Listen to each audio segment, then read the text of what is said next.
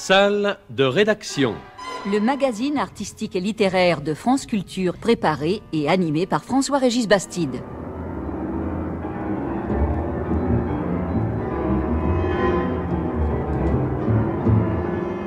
Mise en page sonore, Georges Godbert. Assisté par Georges Adaden et Florence Boissière.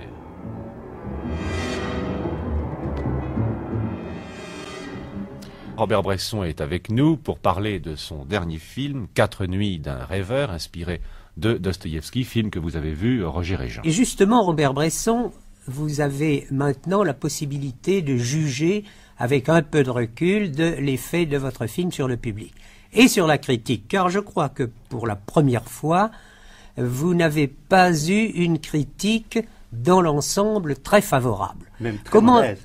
Comment expliquez-vous ce phénomène? C'est la première fois, encore une fois. Que je fais des progrès, peut-être. Ah. Oui, mais enfin, ça, c'est du paradoxe, ça. Pas du tout. Non, mais est-ce que je veux dire réellement, clairement, est-ce que vous avez l'impression que vous avez fait un film très différent par son esthétique ou son absence d'esthétique, très différent de ceux que vous aviez fait jusque-là? Oui, il est beaucoup moins guindé, il est beaucoup plus libre. Il laisse plus le mot fantaisie, je ne l'aime pas, mais à ma liberté quand j'étais en train de tourner, il était moins préparé, il était plus improvisé. Et il y a quelque chose qui a fait que le public et une certaine partie de la critique ne m'a pas trouvé sous mon étiquette. Oui. Je pense qu'il y a ça. C'est l'explication, à votre avis? Non, mais il y en a peut-être beaucoup, mais c'est une de celles que j'imagine. Mais...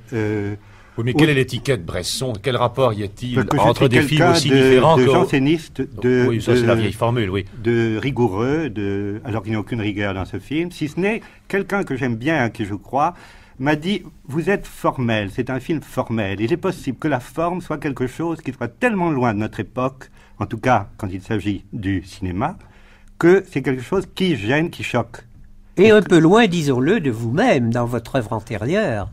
Je ne le crois pas. Il me semble qu'au moins, au contraire, je suis resté pareil et que, est-ce que je vais oser le dire, que les autres s'enfoncent au lieu de décoller. Dites-moi, Robert Bresson, il me semble qu'on a eu, à l'égard des 4 nuits d'un rêveur, nous, les critiques, un peu l'attitude que nous avons eue devant le dernier film de Yang-Tso, un film que vous n'avez sans doute pas vu, qui s'appelle Agnus Dei, et qui nous a profondément déconcertés, précisément par ce formalisme dont vous parliez il y a un instant. Est-ce que vous connaissez Yang-Tso? Non, je ne le connais pas, mais je reviens au mot formalisme. Il est certain que si vous voulez aboutir à une expression, quelle qu'elle soit, dans quelque domaine que ce soit, il faut une forme. Et c'est justement ce qui manque à beaucoup de films, c'est la forme. C'est la forme par laquelle vous prenez l'émotion des gens. Vous voulez me permettre d'amener une autre explication à ces réticences sur lesquelles Roger Régent a mis l'accent. Je ne vois pas beaucoup de rapport entre le drame de ce garçon et de cette fille tels qu'ils sont décrits par Dostoïevski, et vous avez été fidèle à l'œuvre originale, et ce monde de jeunes hippies que vous avez découvert dans le square de Vert-Galant, que vous avez fait monter sur le Pont-Neuf, qui constitue une sorte de décor vivant.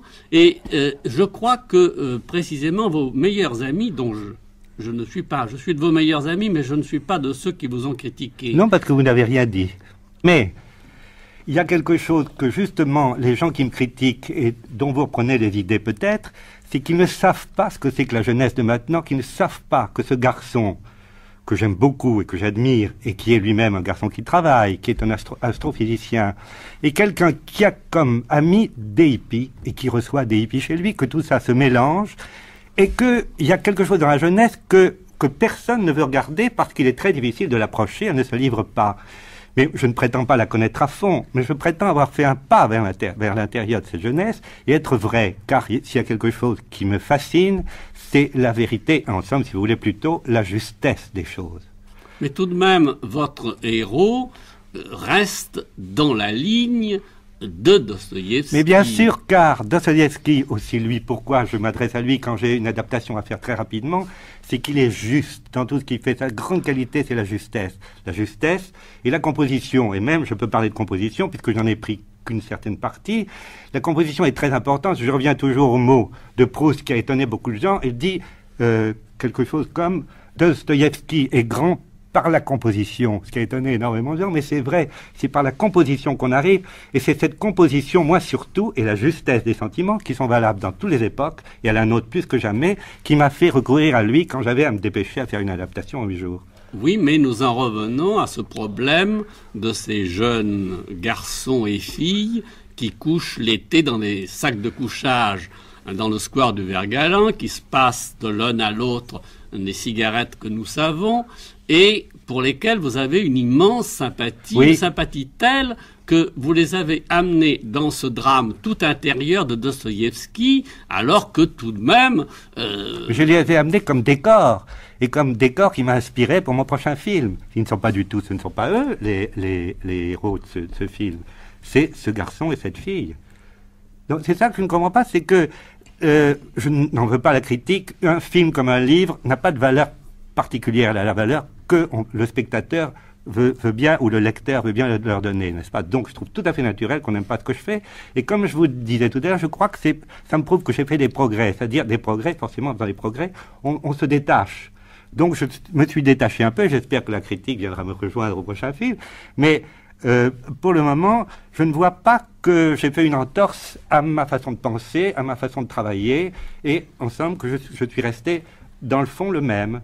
Et encore une fois, c'est méconnaître la jeunesse actuelle que de croire qu'il y a une jeunesse studieuse et une jeunesse non studieuse et qui met son salut dans la non-action. Moi, personnellement, je commence à y croire à la non-action, je commence à croire que notre société est une société infecte et inabordable. Donc, je n'avais qu'un pas à faire pour m'avancer vers ces gens qui mettent leur salut dans la non-action. Vous avez parlé tout à l'heure, Robert Bresson, du décor. Et j'ai l'impression que dans Les 4 nuits d'un rêveur, le décor tient une place extraordinairement plus importante que peut-être dans tous vos autres films, ou enfin dans la plupart des autres films. On a presque l'impression que c'est le personnage principal, c'est-à-dire ces quais de la Seine, le Vert-Galant, l'île Saint-Louis, toute cette espèce de complexe, pour employer un mot que je n'aime guère, parisien. Et la scène aussi, enfin c'est un personnage dans votre film. Et il y a une chose qui m'a un peu frappé, bien que, encore une fois, vous restez, je crois, très fidèle à vous-même avec ce film-là. Il y a une chose tout de même qui est un peu frappante, c'est que l'interprétation, l'espèce de chaleur que vous refusez volontairement à vos acteurs, vous leur demandez de dire le texte d'une certaine façon, vous ne prenez pas d'acteur professionnel, vous voulez vous écarter absolument du théâtre, enfin tout le monde connaît votre théorie là-dessus. Ce que vous refusez à vos acteurs, vous l'accordez volontiers à la nature, si j'ose dire. On trouve tout de même dans la façon dont vous exprimez la scène, ces quais, ce square du Vert-Galant, cette île Saint-Louis, on trouve une espèce de lyrisme dont vous ne voulez à aucun prix chez vos acteurs. Mais si, puisque je la mets sur le même plan.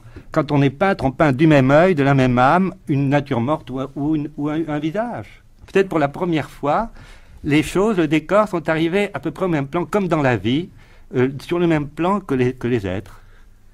Et vous permettez en somme à la nature, si on peut dire, de jouer, et vous l'interdisez à vos acteurs. C'est tout de même ça le point précis que oui, je veux parce que souligner. le jeu est une chose fatalement à supprimer. On sait bien que d'ici très peu d'années, les acteurs n'existeront pas, du moins dans les films qui vaudront quelque chose. On le sait déjà, on n'ose pas le dire. La critique, une certaine critique le voit, mais ferme les yeux tout de suite parce que c'est trop dangereux. Évidemment, ça ferait un trou dans le cinéma effrayant si tout à coup les acteurs ne comptaient pas comme une valeur. Bien, mais je ne peux pas m'empêcher de le faire parce que je ne peux pas travailler autrement. Mais je vous assure que, puisqu'on me reproche de faire parler mes acteurs sur un ton qui est faux, je reproche aux acteurs de théâtre de parler sur un ton beaucoup plus faux et d'amener ce ton faux dans le cinéma. Oui, ça c'est une de vos vieilles théories, on la connaît, C'est pas une théorie. vous l'avez, enfin une de vos vieilles manières d'être, disons, oui. On la connaît et vous l'avez merveilleusement illustrée dans tous vos films en prenant des inconnus qui se sont trouvés, qu'il s'agisse du journal du curé de campagne ou du pickpocket ou de condamné à mort s'est échappé, ou Jeanne d'Arc, qui se sont trouvés faire exactement et aussi tout à fait ce que vous vouliez. Néanmoins, vous n'êtes pas le seul à penser ainsi, vous le savez, et à commencer par les comédiens. Il y a une nouvelle race de comédiens qui pensent exactement comme vous, mais qui sont quand même comédiens, et que néanmoins vous n'utilisez pas. Mais je vous arrête tout de suite, parce qu'un comédien et comédien même au fond du désert. Je ne vais pas me servir d'un comédien qui, parce qu'il parlera d'une façon assez plate, assez aplatie, croira me servir. Il ne me servira absolument à rien.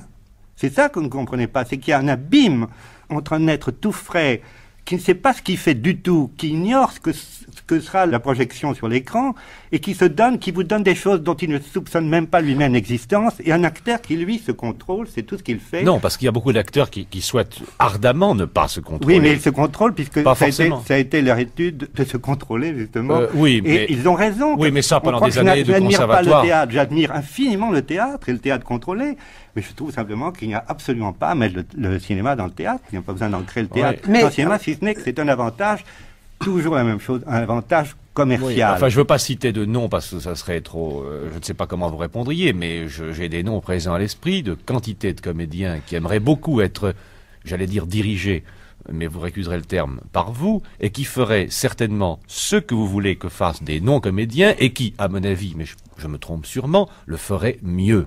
Non, parce que, justement, on serait bloqué au contrôle de l'intelligence. C'est pas par plaisir que je fais ça, ça me donne beaucoup de mal. C'est beaucoup et plus ça difficile. m'empêche de travailler. Oui. C'est-à-dire qu'il me faut tout remettre en question chaque fois que je fais un film. Oui. Donc c'est pas par plaisir, c'est parce que je sens qu'il y a quelque chose et qu'il y a l'avenir du cinéma. J'en suis sûr. Oui, Georges Charansol. Pourtant, plusieurs de vos comédiennes, Enfin, vos comédiens aussi, naturellement, ont fait ensuite des carrières normales. Mais oui, mais... Et nous avons en ce moment un exemple, c'est celui de Dominique Sanda, qui obtient un immense succès dans Le Jardin des Finzi Contini.